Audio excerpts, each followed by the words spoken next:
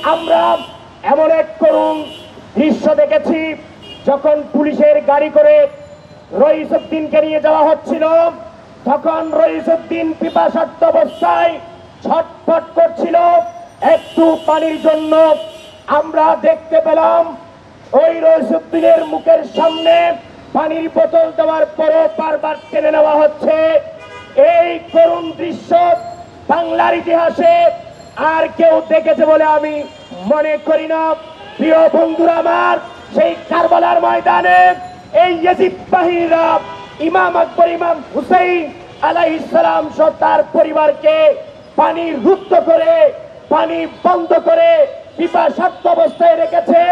তাদের সেই চরিত্র আজকে বর্তমানে দেখা যাচ্ছে।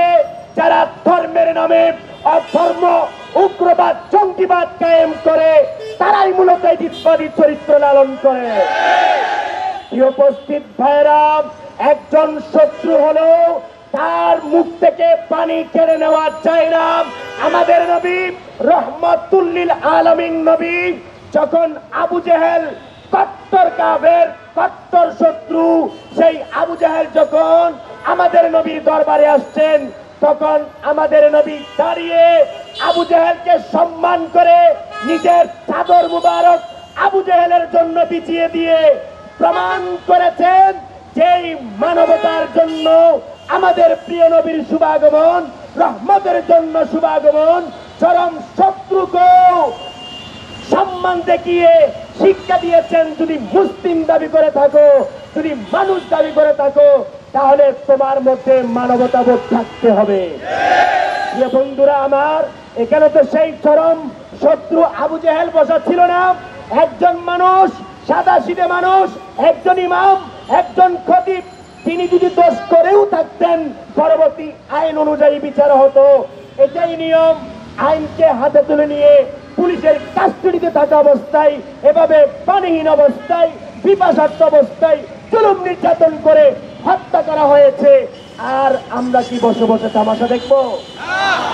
তাই বাংলার জনগণ দল মত নির্বিশেষে, এমনকি বৈষম্য বিরোধী ছাত্র আন্দোলনের পক্ষ থেকেও গতকালকে মিছিল হয়েছে, প্রতিবাদ হয়েছে। প্রিয় বন্ধুরা আমার, যাদের ভিতরে মিনিমাম মানবিক বোধ থাকবে, তারা এই হত্যাকাণ্ডকে মেনে নিতে পারে না।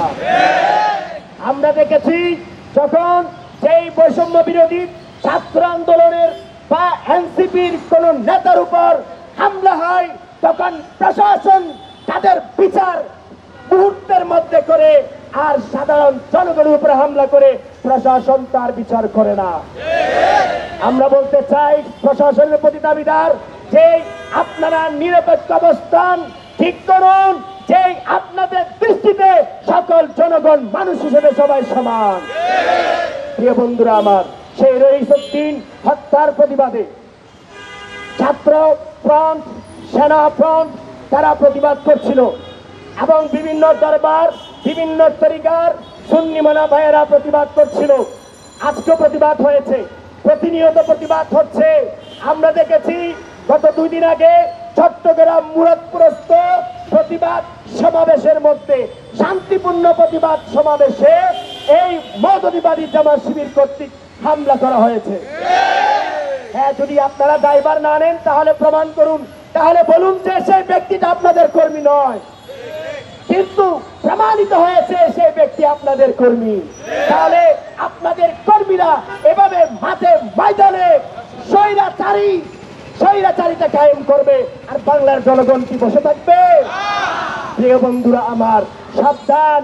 আমরা এক স্বৈরাচার দূর করেছি, আর এক স্বৈরাচারিতা শুরু করিয়েন না। কারো অবস্থা ভালো হবে না। সকল জুলুমের শেষ আছে, ঠিক না বেটে? প্রিয় উপস্থিতি, সাধারণ সুন্নি জনতার উপর হামলা হয়েছে, এমনকি প্রশাসনের উপস্থিতিতে হামলা হয়েছে। এটার আমরা তীব্র নিন্দা জানাচ্ছি।